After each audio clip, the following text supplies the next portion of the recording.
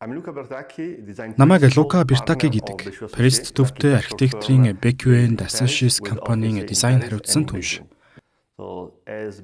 Манайх Парис, Бээжинд үйл ажиллагаа явуулдаг. BQ and Associates уламжлал, өөрчлөлт шинжилгээний салшгүй холбоонд дунд оршдог. Архитекторын салбарт гүн гүнзгий хүсэл тэмүүлэл, байнгын өөрчлөлт шинжилгээгээр 100-ны түүхийг туулж байна. Цаг хугацааны явцад бид жинхэнэ гэр бүл шиг хамт олон болсон байна. Бидний эрхэм зорилго бол уламжлалыг өөрчлөлт шинжилэлтэд хослуулж, байгаль орчинд ээлтэй нийгмийг бүтээх, уламжлал хайрлан хамгаалахад оршино. Манай хөрөнгө оруулагчдын нийгэмлэгийн хамгийн гол зорилго бол ирээдүйтэй төслийг үндэс суурнаас нь зөв хийх, түнчлэн амьдрах орчинд чиглэсэн хариуцлагатай шийдвэр гаргах юм. Хүн байгаль нийгмийг хослуулсан ухаалаг, байгаль дээлтэй хотыг бүтээх нь бидний зарчим.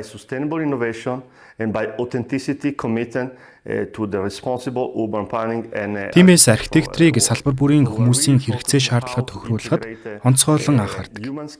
Бидний арга барил инновацтай шууд холбогддог.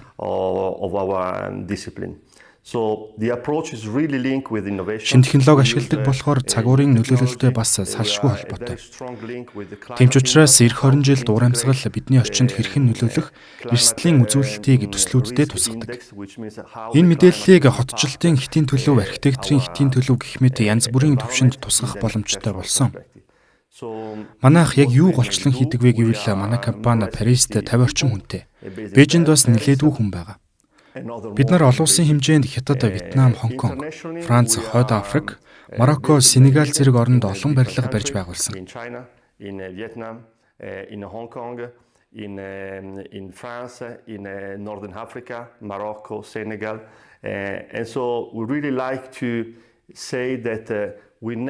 Бид нар зүгээр хуулаа тавьсан төсөл хизээж хийдэггүй гэдгээ хэлэхэд таатай байна. Төсөл бүр маань тухайн газрын орчин, нутгийн онцлог, соёл уламжлалтай нэгт уялдсан байдаг. Миний хувьд бол тухайн хүмүүс газар нутаг онцлог соёлын оронд өөрийгөө тавьж үзээд тэрэнд тохирсон орчин, нөхцөл бүтээж өгөх хамгийн зөв арга зам. Энэ л биднийг онцгой болгодог.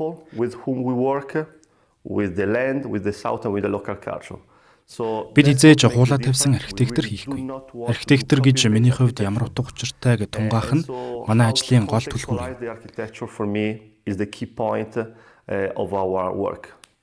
Миний тухайд би Италийн Феррара хотод архитектурын чиглэлээр бараг 4 жил сурсан. Хот төлөвлөлт чиглэлээр илүү ур чадвар, мэдлэг эзэмшихийг хүссэн. Тиймээс Бразилийн өмнөд хэсэгт байрлах хот төлөвлөлтөөр хамгийн сайн танигдсан газруудын нэг болох Curitiba хот руу нүүсэн. 70-аад онд хэрхэн хот төлөвлөлтийг байгаль орчинтой уялдуулан хөгжүүлэхийг дэлхийд харуулсан жишг хот Curitiba байсан. Тиймээс би Бразилийн 70-аад оны үеийн туршлагаас суралцаж, Италид сурсан архитектурын мэдлэгээ хот төлөвлөлтийн мэдлэгээр баяжуулахыг хүссэн юм.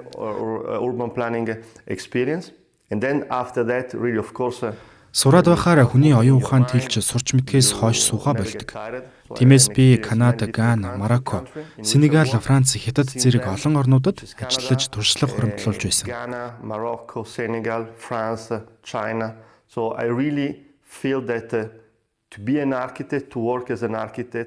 Архитектор хүний хувьд янз бүрийн улс оронд төсөл хэрэгжүүлэхэд өөрөөр улс оронд ажиллаж амьдарч, өөр соёлын нөлөөг өөрийн биеэр мэдэрч байсан туршлага зөв газраа зөв төсөл хэрэгжүүлэхэд тусалдаг гэж бодож байна.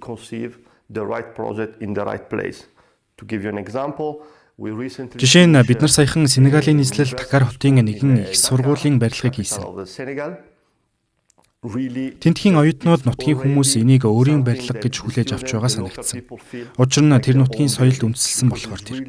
Тэдний удган модноос сэдвлэж уг барилгыг бүтээсэн.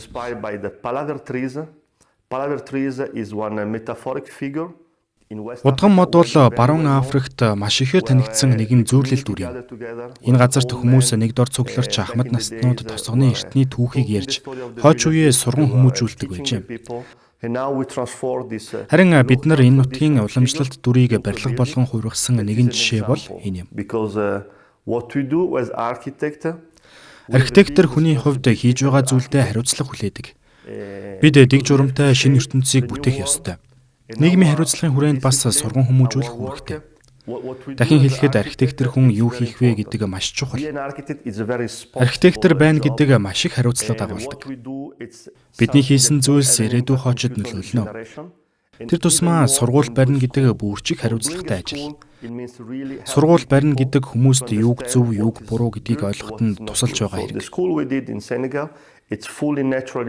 Сенегалд барьсан сургууль маань дэвшилтэт технологиг ашигласан бүрэн байгалийн агааржуулалттай сургууль. Гол зорилго нь халуун ур амьсгалтай Сенегалд агаар сэлгэлт сайтай барилга барих байсан.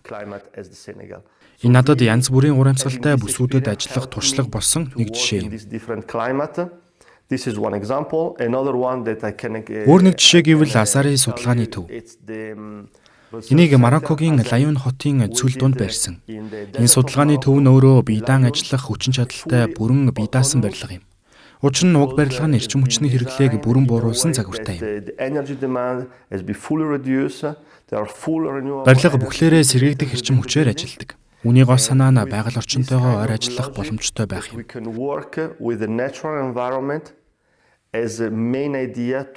Архитектор хүн гэдэг зүгээр нэг хэлбэр дүрс гаргадаг хүмүүс биш ээ. Харин бид бүтээлч хүмүүс. Байгаль бидэнд юу хийхийг, байгаль орчныг барилга байгууламжид яаж ашиглахыг заадаг.